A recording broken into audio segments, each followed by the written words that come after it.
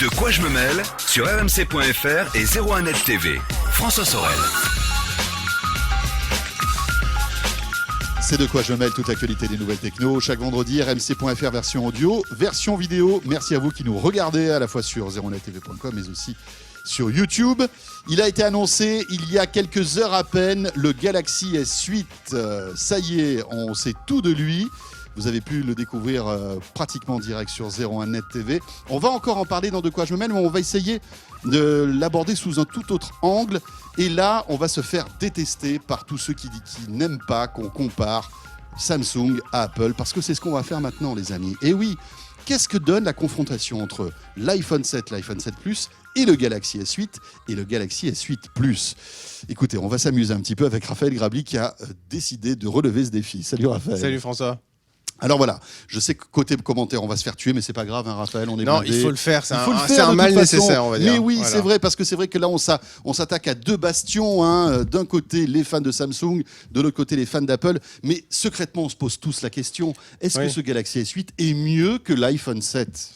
Alors mieux, oui, c'est je te laisse, hein, je m'en vais. Allez, à tout à l'heure. À tout à l'heure, les gars. Hein. Merci beaucoup. Salut. Non, mieux, c'est une vaste question. Après, il y a quelque chose qui... Là, c'est l'effet waouh, c'est sûr. L'iPhone 7, on avait tous dit, c'est un super smartphone, mais il n'y a pas ce côté waouh, il n'y a pas l'innovation qui tranche, etc.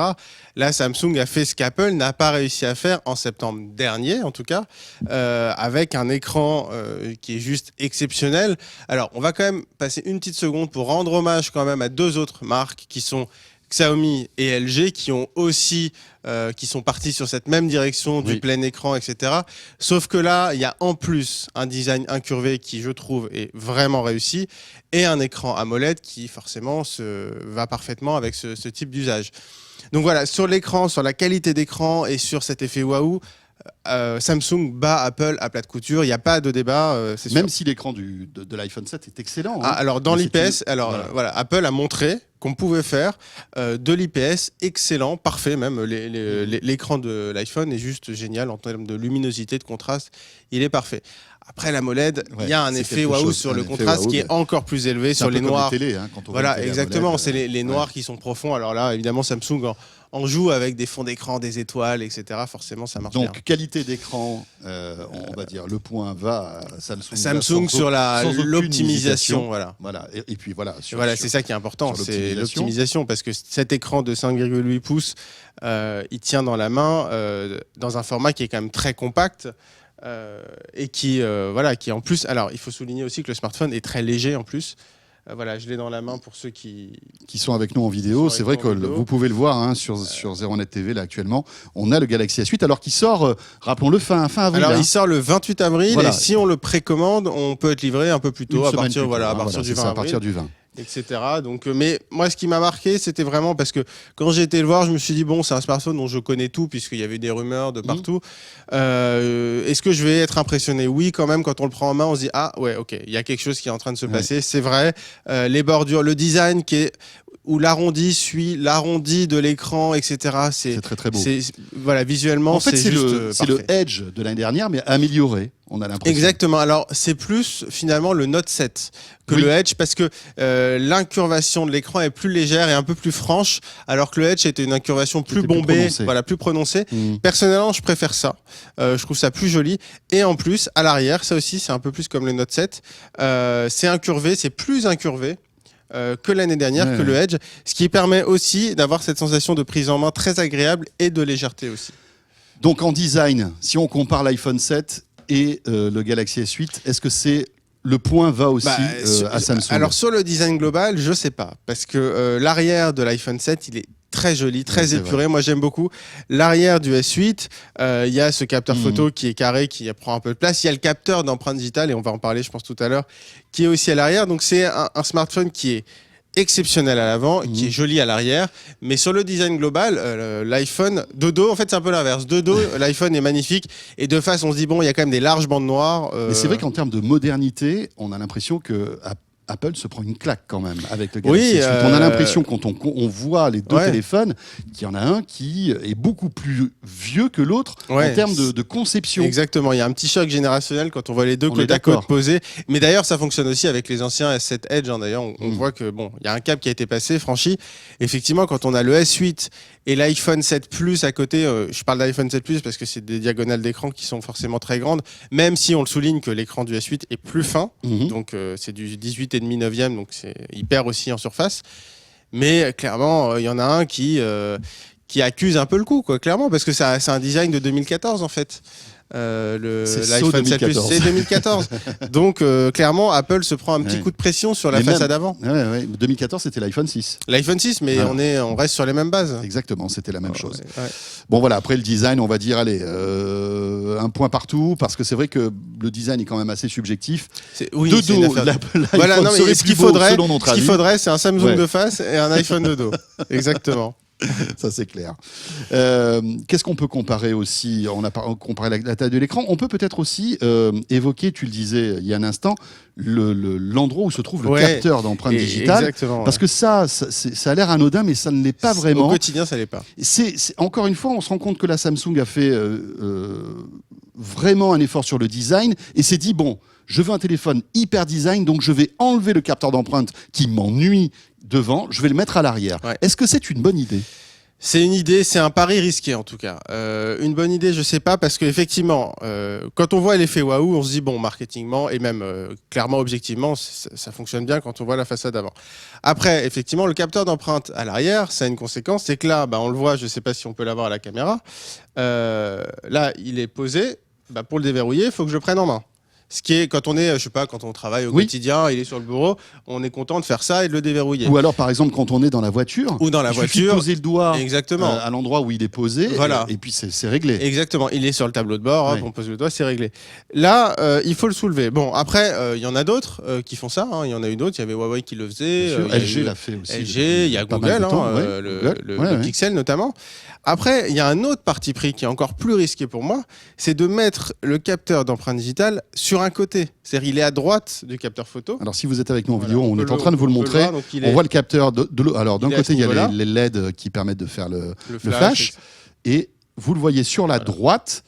Donc, ce petit carré qui est donc le réceptacle de l'empreinte digitale. Exactement. Et comme il n'est pas au milieu, ça fait qu'il va y avoir une différence entre les gauchers et les droitiers. Et moi, par exemple, qui suis gaucher, pour l'avoir, il faut que je fasse un geste qui n'est pas franchement qui n'est pas forcément naturel. Et contrairement à... quand on est droitier, c'est moins le cas. Mais par contre, le problème, c'est que quand on le déverrouille, on ne le regarde pas forcément. On veut le déverrouiller de façon quasi automatique. Or, comme le capteur d'empreinte digitale, il est complètement... y a aucune... on ne peut pas le sentir, particulièrement à la surface. Et comme le capteur photo non plus, alors c'est bien au niveau du design. Du coup, on tâtonne un peu, il faut le chercher. Alors, après, j'ai le smartphone depuis 24 heures, je m'amuse un peu avec. Il faudra voir si au bout d'un moment peut-être qu'on prendra le pli entre guillemets. Mais ça veut dire qu'en plus on va mettre le doigt sur le capteur, donc on va avoir des traces de gras sur le capteur. On va se retrouver avec des photos genre Londres en plein fog. Voilà. Alors en principe les capteurs sont bien traités pour ne pas être sensibles à ce genre de traces. Hier j'ai poussé un peu le vis en mettant volontairement des traces de doigts sur le capteur. Et honnêtement, les photos, il n'y avait pas de souci.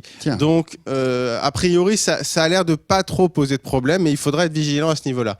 Mais c'est vrai qu'au bout d'un moment, je pense que malgré tout, au bout d'un moment, il faut poser son doigt, on va avoir du gras et on perd en définition d'image, je pense. En qualité, en tout cas, c'est possible. Donc, il va falloir vraiment voir si on prend l'habitude de bien localiser le capteur. Cela dit, Raphaël, Samsung a anticipé, je pense, ta réflexion et s'est dit, on va arriver à déverrouiller ce téléphone d'une autre manière, ou voire même de deux autres manières, sans avoir forcément besoin de son empreinte digitale. Voilà. Donc en gros, si vous n'avez pas de doigt, vous qui nous écoutez, vous allez pouvoir déverrouiller votre téléphone. Il faut avoir un visage quand même. Oui, il faut avoir un visage. Oui. Au moins des yeux. Ou des yeux. Parce qu'il y a le capteur d'iris qu'on avait déjà sur le Note 7. Donc voilà, avec l'iris, c'est un capteur infrarouge. Et nouveauté, un capteur de reconnaissance faciale qui là reconnaît le visage. C'est très facile. Alors personnellement, c'est ce que j'aurais tendance à utiliser. J'ai testé les deux. L'iris, je trouve que déjà, il y a un mouvement à faire. Il faut déverrouiller une fois avant qu'il enclenche le capteur. Oui. Ensuite, il faut mettre le smartphone à bonne distance, etc. Donc, c'est un peu plus fastidieux. Alors que la reconnaissance faciale, je trouve que c'est génial. Mais qu'est-ce qu'il faut faire ? Il faut simplement prendre le téléphone. On le met en face. On appuie là. Alors là, j'ai l'iris, donc il faut que je le mette en face, etc., que je déverrouille. Là, par exemple, l'iris, je suis en train d'essayer de le déverrouiller en ce moment même. Bah, là, il galère, voilà. Voilà, il galère peut-être parce qu'il y a trop de lumière, etc. Voilà. Là, je l'ai devant ça fait 5 secondes, il se déverrouille pas. Voilà. Et là, il me dit iris non reconnu. Voilà. Donc l'iris.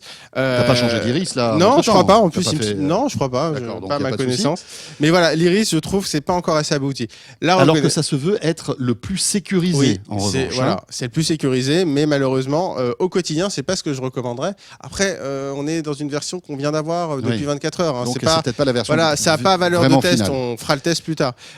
Après, par contre, la reconnaissance faciale, là, ça fonctionne hyper bien. C'est très réactif. C'est très simple. On le met en face de nous. Oui. Mais c'est pas nouveau, ça, la reconnaissance faciale. Je pense que ça fait un moment que ça existe sur les téléphones. Dans les grands smartphones, personnellement, moi, j'en avais jamais testé. En tout cas, ça a dû être tenté par peut-être d'autres fabricants. Je crois que Windows Phone faisait ça avec leur système Hello. Il faisait de l'iris. Ah oui, non, pour le système Hello, effectivement, il y avait de la reconnaissance faciale. Alors sur les ordi, sur les ordinateurs, sur les smartphones. Effectivement, c'est vrai, Windows Hello. Mais après, ils avaient joué aussi sur l'iris avec leur dernier Lumia, par exemple. Quand tu dis dernier, tu fais bien de dire le dernier pour le moment, le dernier des derniers. C'était le dernier. Mais et la reconnaissance faciale, oui, pour moi, c'est vraiment la meilleure alternative à ceci près que hier soir, j'étais dans le hall de mon immeuble, que c'était la tombée de la nuit, que j'avais pas allumé la lumière, donc j'étais dans la pénombre. Et là, ça marche pas. Ça marche pas. Voilà. Oui, parce qu'il faut un minimum de lumière pour qu'il arrive à détecter ton visage. Il faut de la visage. lumière, donc malheureusement, c'est des solutions qui peuvent compléter, mais qui sont pas parfaites. Alors ça, bon voilà, on a d'autres. On pourrait pendant des heures comparer les deux. On pourrait comparer la puissance et on peut imaginer que le Galaxy S8. Sur la puissance, je crois qu'il faut. On n'a même pas besoin d'en parler. Mais comme l'iPhone 7, c'est pareil. Voilà, mais l'iPhone 7 est tellement bien optimisé qu'on ne se pose jamais de questions concernant la puissance. Voilà, mais ça, que vous allez, il y a le parti pris d'Apple. Mais voilà, que ce soit l'iPhone 7 ou le S8, vous jouez à n'importe quoi. Voilà. C'est deux smartphones qui sont très puissants. En termes d'innovation technologique, le Galaxy S8 est en avance, avec des puces, on va dire, il est Bluetooth 5.0, ce que n'est pas l'iPhone 7, ce qui est tout à fait normal puisque l'iPhone 7 a, on va dire, une ingénierie d'1 an de retard par rapport au Galaxy S8. Il a le Galaxy S8 aussi des puces réseau qui sont au top du top, qui frôlent le gigabit en matière de 4G, mais aussi en termes de Wi-Fi. On peut imaginer que ces puces-là arriveront sur le prochain iPhone.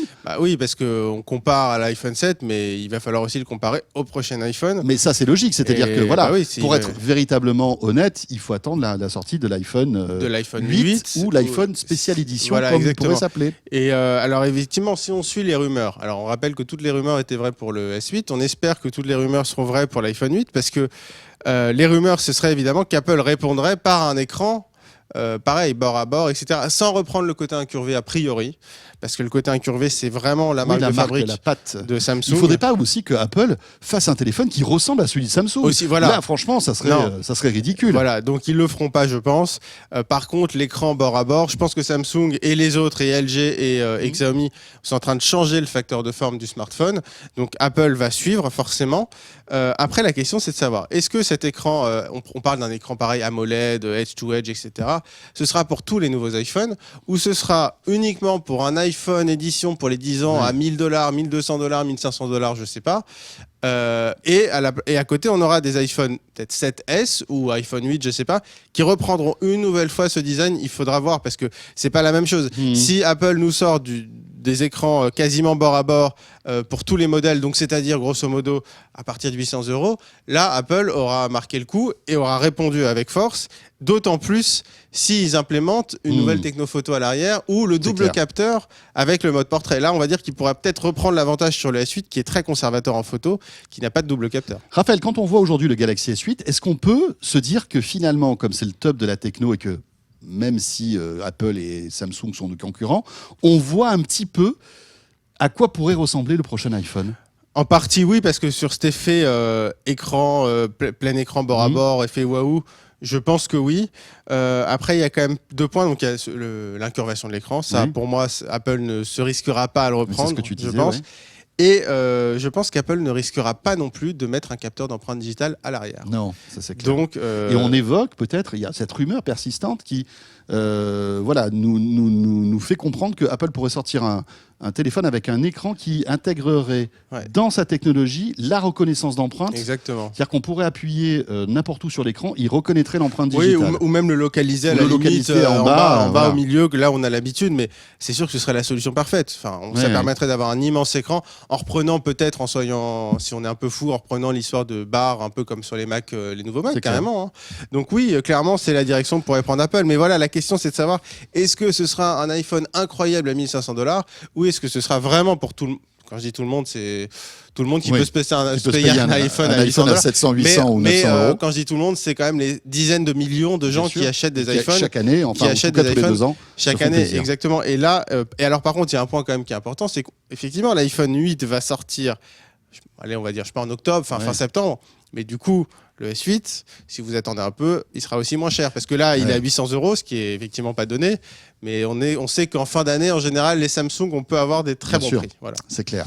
On ne vous parle pas de l'appareil photo parce que tu l'as testé, mais très rapidement, ça serait pas très honnête de comparer l'appareil photo de l'iPhone 7 avec celui du Galaxy S8, alors qu'on n'a pas véritablement des tests. De toute façon, a priori, les deux sont excellents. Très bon. Avec toujours cette particularité pour le Samsung d'avoir une meilleure basse lumière.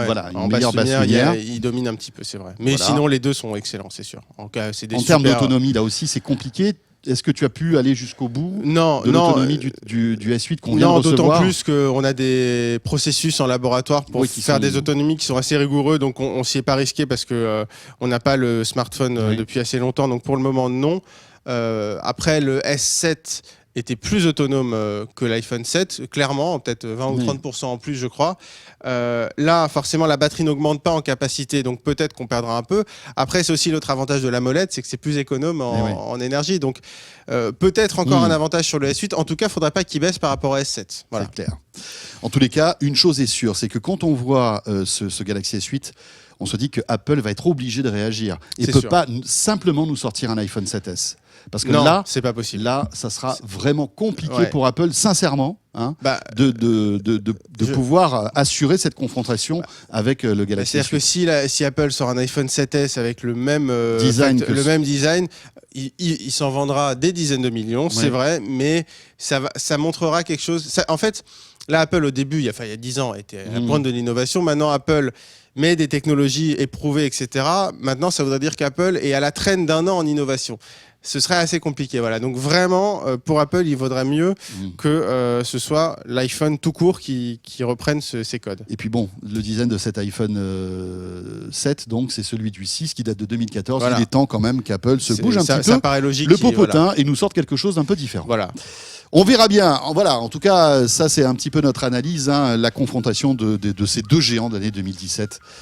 En tous les cas pour cette première partie, puisqu'en fin d'année sortira l'iPhone 8, Galaxy S8, iPhone. Merci beaucoup Raphaël. Merci François. Bon, ça va. On s'en est, j'espère, sorti. Vous restez avec nous, la suite de ce De quoi je me mêle, ce sera avec Victor Jakimovic et ses coups de cœur high-tech, comme régulièrement. À tout de suite. De quoi je me mêle sur rmc.fr et 01net TV.